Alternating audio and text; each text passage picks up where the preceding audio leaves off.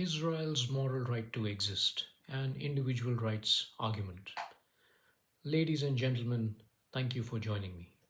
Today, I want to speak about the moral right of the State of Israel to exist.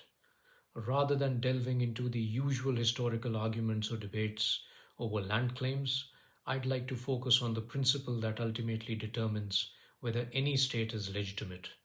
And that principle is the protection of individual rights. This idea is rooted in a philosophical tradition best exemplified by Ayn Rand's objectivism, as well as classical liberal thinkers like John Locke and John Stuart Mill. Rand, in The Virtue of Selfishness, particularly in the essays Man's Rights and the Nature of Government, argues that the only proper function of a government is to protect individual rights, namely the rights to life, liberty, and property. Similarly, Locke, in his two treatises of government, contends that individuals form governments by consent, precisely so that their lives, freedoms, and property will be safeguarded.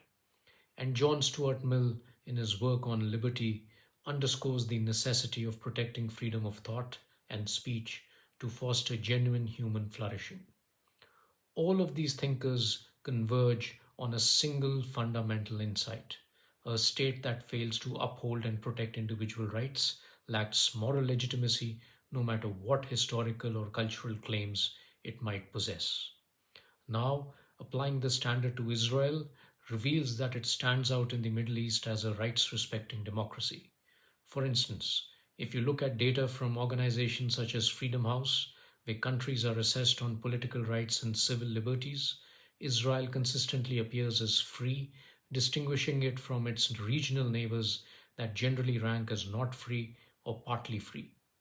One of the central liberties protected in Israel is freedom of speech. There are numerous news outlets, a range of television stations, and widespread public debate, including strong criticism of governmental policies.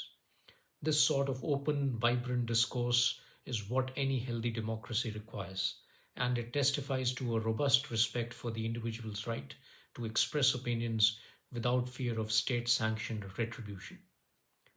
Another key indicator of Israel's approach to individual liberty is the legal framework that functions in lieu of a single formal constitution. Israel relies on what are called basic laws. Among the most notable is the Basic Law of Human Dignity and Liberty, passed in 1992.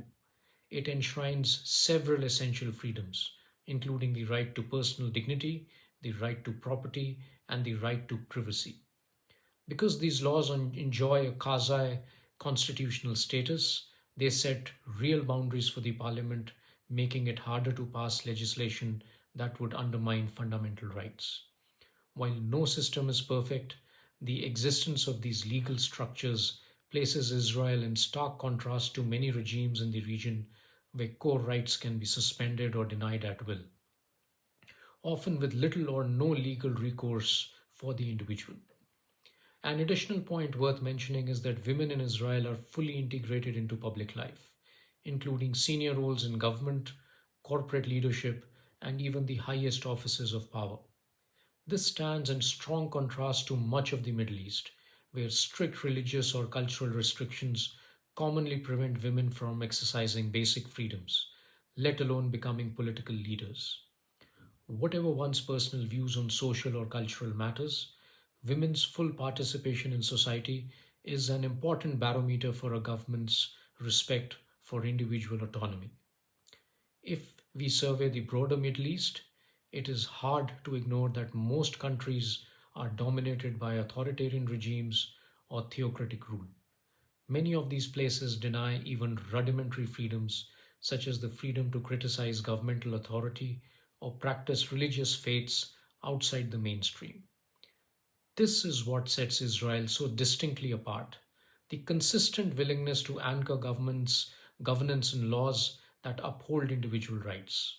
Of course, one might acknowledge occasional controversies or imperfections within the Israeli system, but no state on earth is wholly without fault.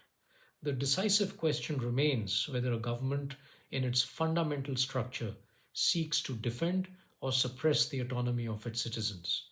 On that question, Israel has proven itself markedly different from the surrounding nations. It's also important to recognize that many of the older arguments defending Israel's existence, arguments based on historical ties to the land, the tragedy of Jewish statelessness, or the notion of an ancestral homeland, are largely irrelevant when we measure state legitimacy by the standard of individual rights. While history and heritage can inform cultural identity, they do not in themselves establish whether a state has the moral authority to rule. A government earns its legitimacy by safeguarding the life and liberty of its people in the present, not by appealing to past epochs or genealogical records. So, if we step back and consider the central question, does Israel have the right to exist? The answer from this rights based perspective is yes, precisely because it operates as a rights respecting democracy. If another state were to replace it, or if that government were to collapse into anarchy or tyranny, the rights of individuals living in that region would almost certainly suffer. The fact that Israel defends and enforces laws that protect citizens' ability to speak, worship, own property, and pursue their personal goals is the moral basis of its legitimacy. It's the same criterion one should apply to any government around the world, be it in Europe, Africa, Asia, or the Americas. Now, there are those who prefer to dismiss or downplay these freedoms in Israel, pointing to various critiques and controversies. But from a broad comparative perspective, and with objectivist and classical liberal principles in mind, the net outcome is clear. Israel remains the lone state in its neighborhood that even comes close to the standard of individual rights. Let me close by saying that what really matters is not the name of a state, its ethnic composition, or its religious affiliations, but whether it secures its citizens' fundamental freedoms.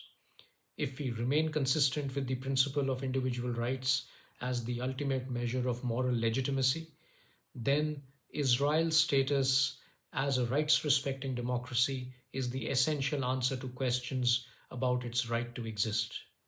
I encourage you to think critically about how we judge governments worldwide and to weigh whether they truly serve their citizens' liberty or whether they exist to perpetuate oppression. In that sense, Israel's legitimacy serves as both a reminder and a challenge to all governments to uphold the freedom and dignity of the individual.